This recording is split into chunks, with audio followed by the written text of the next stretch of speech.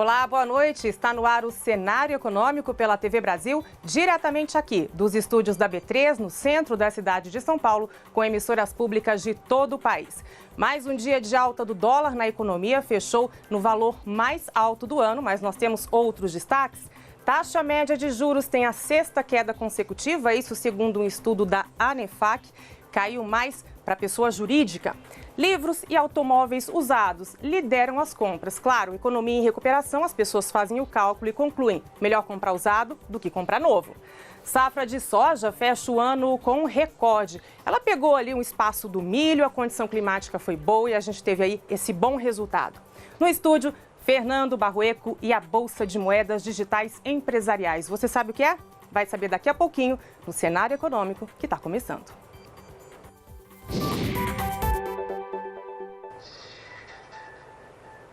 A gente começa essa edição indo direto à redação da TV Brasil aqui em São Paulo, conversar com Gabriela Santillo, porque houve aqui em São Paulo hoje um encontro de especialistas para tratar de uma coisa que a gente sabe bem: o quanto a corrupção impacta a economia e também outros crimes. Gabriela, boa noite. Conta pra gente o que é que foi concluído aí nessa reunião de especialistas.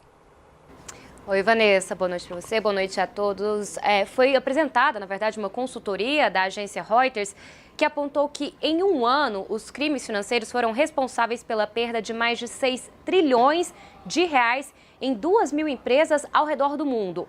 47% das empresas entrevistadas foram vítimas de crimes cibernéticos. Só em roubos digitais foram perdidos quase 1,5 trilhão de dólares. Aqui no Brasil, a gente tem uma noção, do que isso significa.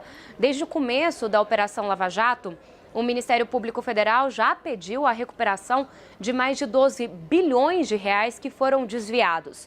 As Nações Unidas recomendam que a corrupção seja tratada como crime contra a humanidade, tamanhos os efeitos negativos dela na sociedade. A ONU defende também que não apenas os governos, mas também as empresas desenvolvam mecanismos que dificultem e combatam essas práticas. Vanessa.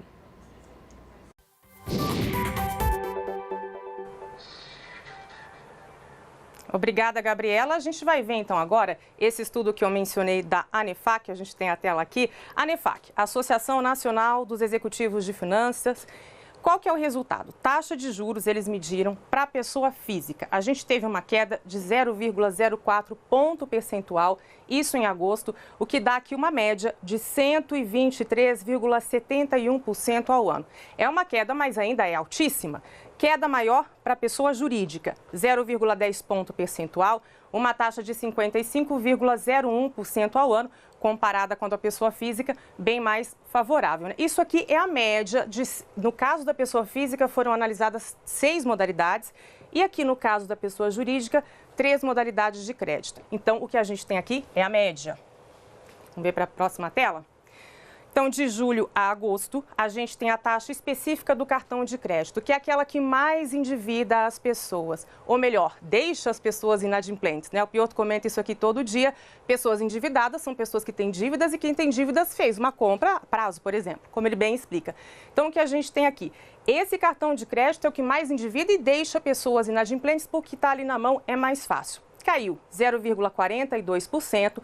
O que significa 11,78% ao mês. É a menor taxa desde aqui, menor taxa desde janeiro de 2015, quando tinha 11,67% de taxa média que a gente está falando aqui. Ainda é muito alto, claro, de cartão de crédito, 282,51% ao ano.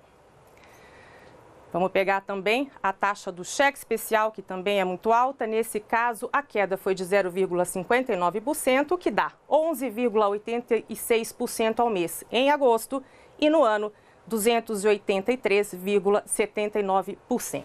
Aí você deve estar se perguntando.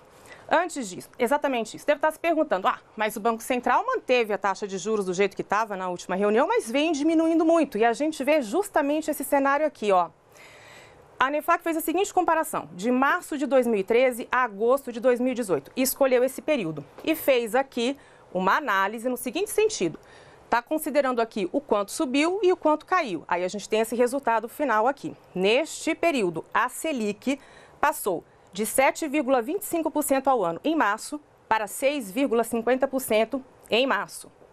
ou seja, uma queda de 0,75 ponto percentual, ou então, se você preferir, 10,34%. Agora, olha a diferença em relação à taxa média de juros, aquela que a gente vai pagar quando pega empréstimo. De 87,97% ao ano para 123,71% ao ano. Se você for então olhar por essa comparação de 2013 a agosto, até subiu, né? Alta de 35,74 ponto percentual, ou se você preferir, 40,63%. Então, eu reforço esse número dado dessa maneira diferente do que a gente vem falando, porque considera aqui o que subiu e o que baixou. Mas dá uma olhada, a taxa oficial da economia é muito baixa em relação àquela taxa final lá que a gente paga quando toma empréstimo. E é essa conta aqui que ninguém explica, né? Por que aquele número que a gente sente na ponta não diminui? É uma das explicações que aparece aqui. Vou começar inclusive por ela. Taxas de juros e spreads em patamar elevadíssimos possibilitam essa redução na taxa, mesmo com a manutenção da Selic. O que é que isso aqui quer dizer? Os bancos pagam, que é o spread bancário, um valor pelo dinheiro que eles tomam para emprestar para a gente. Pegam uma taxa muito mais baixa do que aquela que a gente paga. Então, é esse spread aqui que explica isso. Mesmo com uma Selic caindo, mas não numa velocidade tão grande, a gente tem essa sexta queda seguida naquele juro médio que a gente toma emprestado. Por quê? Porque tem uma boa margem. Vou voltar aqui então. Redução dos depósitos compulsórios promovida pelo Banco Central e que entraram em vigor, na verdade, em abril de 2018. Essa redução dos depósitos bancários, por que ela auxilia na queda da taxa de juros? Porque é aquele percentual que o banco tem que depositar no Banco Central para garantir as dívidas que ele tem. Se o banco deposita menos dinheiro, tem mais dinheiro para emprestar. Aí a gente vê essa queda na média da taxa de juros. Melhora do cenário econômico com o crescimento da economia, o que reduziu o risco da inadimplência. Então, também tem esse terceiro fator que, claro, se a economia melhora, a gente sente esse reflexo. Essa é a minha última tela, é isso. Agora eu vou até o Rio de Janeiro conversar com o Marcelo Castilho, porque ele tem uma boa notícia, né, Marcelo? A inflação dos pobres diminuiu em relação à dos ricos, isso segundo o IPEA. Boa noite, Marcelo.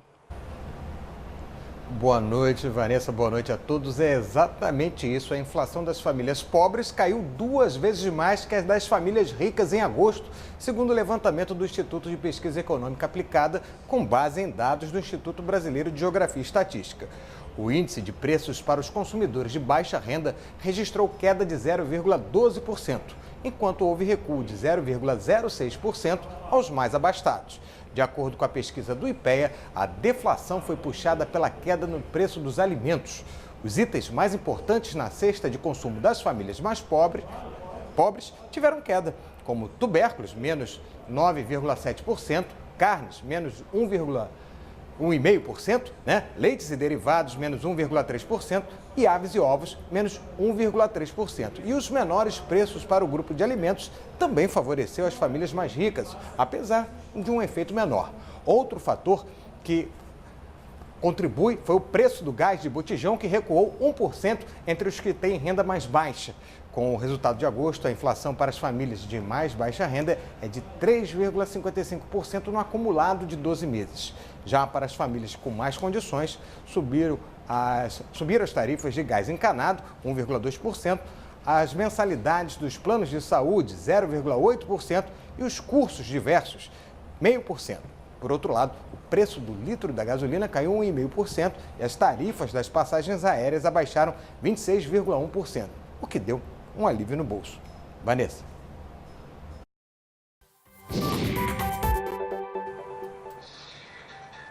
Obrigada, Marcelo. Isso, como você disse, né? Apesar do gasto e impacto da conta de energia estar muito alta, ainda assim teve esse refresco para as famílias de mais baixa renda. Que bom. A gente vai falar da safra de grãos agora, 2017-2018, foi divulgado hoje pela Conab. Safra recorde, 119,3 milhões de toneladas. Por quê? Porque a soja ocupou na chamada segunda safra, aquele espaço que tinha sido ocupado pelo milho. Por quê? Porque o preço da soja é mais convidativo, então os produtores preferiram plantar soja, daí esse resultado recorde que a gente está vendo aqui, teve então, claro, obviamente, um aumento da área plantada. Como resultado, os estoques no Brasil estão em baixa, puxados aí por essa exportação para a China. A China comprou muita soja nossa, preço bom. Então, como enviamos muita soja para a China, temos estoque em baixa, mas resultado bom e exportações boas também. Aí nós temos um outro número que é o total da safra. Aí inclui a soja, claro, então todos os grãos e oleaginosas. Aí, nesse caso, vai ser a segunda melhor safra da história, segundo a Conab. 228 milhões 300 mil toneladas. A área plantada aumentou um pouquinho, eles consideram quase que estável, Conab, então 1,4%, 61 milhões e 700 mil hectares. Foi o quanto de soja nós plantamos. Daqui a pouquinho a gente fala do mercado, porque a gente volta a falar agora com a Gabriela Santillo. Gabi, você tem então os dados, essa explicação. As pessoas estão comprando mais coisas usadas por conta da recuperação econômica e livros e automóveis? Olá de novo, Gabi. É isso, Vanessa, estão comprando, estão gostando de comprar usados, né? Estão vendo vantagem financeira nisso. Foi feito um levantamento com consumidores de todas as capitais do Brasil para montar um ranking de objetos usados mais adquiridos ao longo dos últimos 12 meses. E livros, como você bem disse, representam mais da metade do que já foi comprado, já com uso. Logo depois, vem os automóveis e motos com 43%. Outros produtos que também foram comprados de segunda mão foram os eletrônicos, móveis, smartphones e eletrodomésticos. A pesquisa, que foi feita pela Confederação Nacional de Dirigentes Lojistas e pelo Serviço de Proteção ao Crédito, também mostrou quais são os itens que as pessoas mais colocam à venda, itens já usados por elas. Em primeiro estão empatados os eletrônicos e os smartphones, 40% do total, mas bem perto também estão os automóveis, móveis e eletrodomésticos. E mais, quase 1/3 dos consumidores entrevistados colocaram à venda roupas e acessórios próprios, já usados também. Dá para você notar aí uma tendência de consumo, né, com essa pesquisa, porque a maioria dos entrevistados acredita que não é necessário um produto estar novo para ser bom. Das pessoas que compraram livros usados, 76% acreditam que valeu mais a pena, inclusive, que comprar um novo.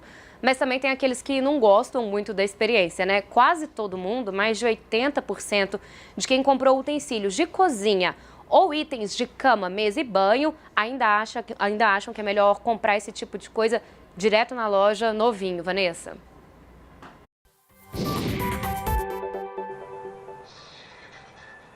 Ah, com certeza, Gabi. E o livro usado, no caso, tem todo o seu charme, né? Obrigada, Gabi. Vamos então para o fechamento do mercado financeiro. Ibovespa fechou em queda 2,33% aos 74.656 pontos, um pouquinho mais do que isso. A gente tem aqui várias influências que, no sentido contrário, impactam aqui no dólar, que fechou em alta de 1,48% a R$ 4,15. Esse é o valor mais alto desse ano, mas ao longo do dia chegou a bater em R$ 4,17. Os motivos dessa alta do dólar são aqueles que a gente já vem vendo esse ano. Indefinição eleitoral, resultado de pesquisa, o cenário externo, então essa questão da moeda dos emergentes, a guerra, claro, a guerra comercial entre Estados Unidos e China, tudo isso impacta aqui. E aí, claro, vem também os especuladores aproveitarem também para fazer um lucro aqui. Então a gente vai tendo esse resultado, essa escalada do dólar, o que deve muito provavelmente levar o mercado, os economistas, a calcularem o dólar para um novo patamar esse ano. A gente vai agora para um rápido intervalo e a gente volta então falando das moedas digitais, mas no mundo empresarial. Fique com a gente. Estamos de volta com o cenário econômico e a primeira Bolsa Mundial de Moedas Digitais Empresariais vai ser lançada aqui no Brasil, você sabia? Para falar sobre ela, eu converso com o Fernando Barreto. Muito obrigada por sua presença aqui. Eu que agradeço, Vanessa. Quando é que sai a nova Bolsa? Novembro? Novembro. A gente tem expectativa para sair em novembro. E o que é que significa uma bolsa de moedas virtuais empresariais? A gente ouve falar muito em Bitcoin, moeda virtual. Quer dizer, não é bem isso, porque nesse caso a bolsa é para empresários, é para empresas. Isso tem toda uma dinâmica na economia, né? Sim. Acho que voltando um pouquinho lá atrás, como nasceu essa ideia da bolsa, né, da BOMESP, que é a Bolsa de Moedas Virtuais Empresariais de São Paulo. E ela tem uma diferença, hoje a gente conhece as exchanges que estão pelo mundo que negociam criptomoedas. Qual é a diferença nossa para essas exchanges que estão pelo mundo? Ela é especializada em empresas, em criptoativos empresariais. A gente tem uma teoria, né, que a gente chama de economia distributiva, e que lá dentro da bolsa a gente dividiu por cores para facilitar para o usuário, para próprias empresas e para aquelas pessoas que vão negociar essas moedas no dia a dia. As moedas foram divididas em cores, né? Em cores. Por quê? A gente tem o seguinte, quando você fala assim, que uma empresa vai criar uma própria moeda, um token, e ela pode ter uma volatilidade, a gente acredita que isso não vai conseguir desenvolver no dia a dia, para você comprar um cafezinho, fazer compras, ou para ir no médico pagar sua consulta com criptomoedas, ou ir no supermercado. A gente acredita que isso não acontece, porque se eu estou com criptoativo e ele tem uma volatilidade, ele tem uma variação de preço, eu estou usando uma carteira para fazer um investimento, para negociar, para tentar... É como uma bolsa mesmo, uma bolsa, né? De verdade. Mas existe uma diferença que a gente entende que é dos criptoativos, que são ativos não financeiros, enquanto as ações na bolsa são ativos financeiros, como a ação da Petrobras, a ação da Vale. Por exemplo, você não vai pegar também, vai no supermercado, vamos dizer que um supermercado aceite a ação da Vale ou da Petrobras. Você não vai gastar suas ações para fazer compras. Uhum. Então, hoje, a gente vê que talvez algumas moedas, e hoje as moedas digitais que existem, né, como o próprio Bitcoin, ela tem muita volatilidade. E eu, pessoalmente, entendo que é uma reserva de valor. E não fica um pouco difícil para você utilizá-la no dia a dia. Então, a ideia, essa teoria da economia distributiva, é que as empresas lancem criptoativos que sejam, nós classificamos pela cor Gold, seria um amarelo, que elas vão ter uma variação, elas vão poder ser negociadas como, depende muito mais da marca da empresa, o que ela oferece, está lastreado nos produtos e serviços da empresa. Então, é na cadeia de negócios de produtos e serviços.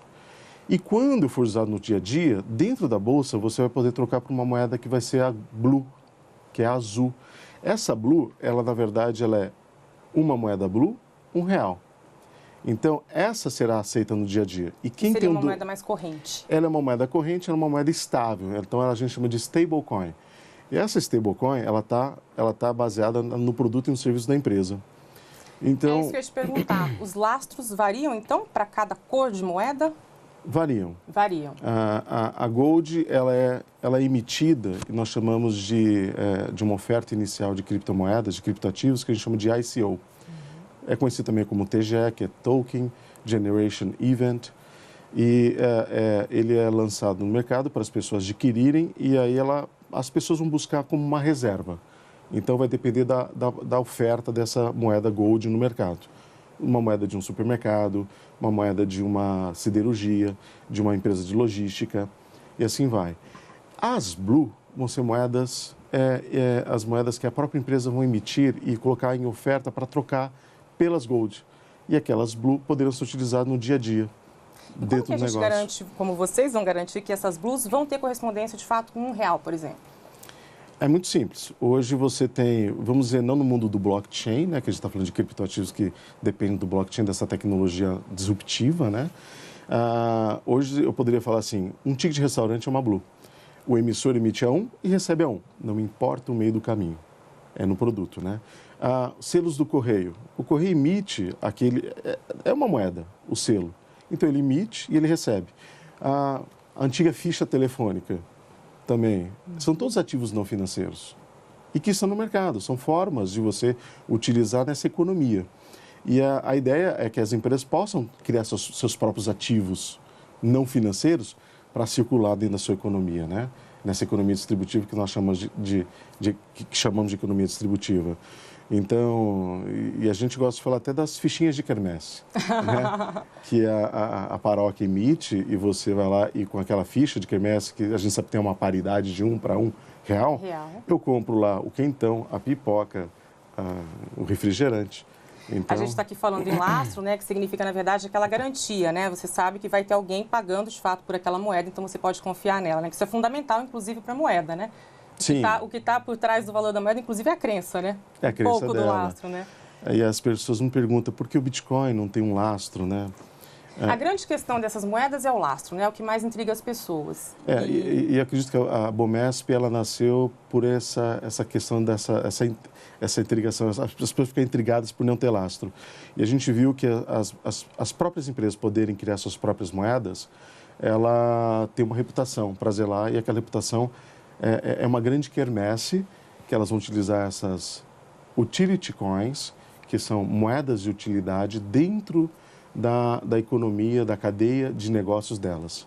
Quer dizer, como se você investisse numa empresa em ações em bolsa, mas sem o risco, e você tem esse ativo mais líquido para usar quando você quiser. Eu poderia dizer que assim, na bolsa, a gente está falando de security coins, que seria isso daí, que são valores imobiliários. O que a bolsa você está negociando? A participação na empresa, em ações, ou outros tipos de valor imobiliário, como debêntures, ou alguma oferta pública de contrato coletivo. Então, isso daí tem a CVM que regulamenta, ok? Perfeito.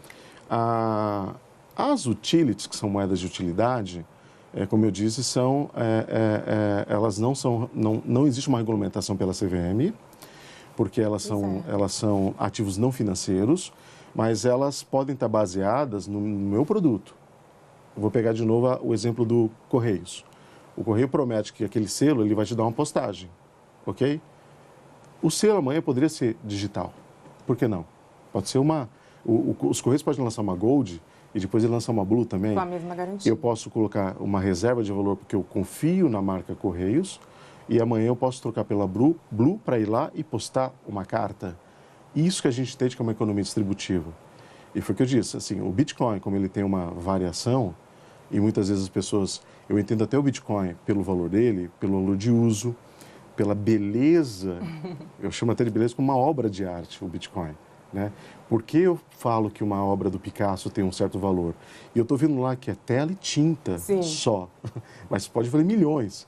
E o Bitcoin, ele é uma obra de arte também. Agora, antes que o nosso tempo se esgote, tem uma moeda específica que está aí embasando toda essa bolsa. Sim, é o Niobium, NBC, o Niobium Coin. Passamos pelo um ICO ano passado, foi feita uma oferta pública dessa moeda digital. Nós conseguimos atingir o número de 102 milhões de Niobiums. Hoje ele está listado em exchanges pelo mundo, na Rússia, que é a Iobit, na X-Rates, que é nos Estados Unidos, na Blue Trade, que é no Brasil, e na Open Ledger, que é na Dinamarca. E aí em novembro vai estar listada também na Bomesp.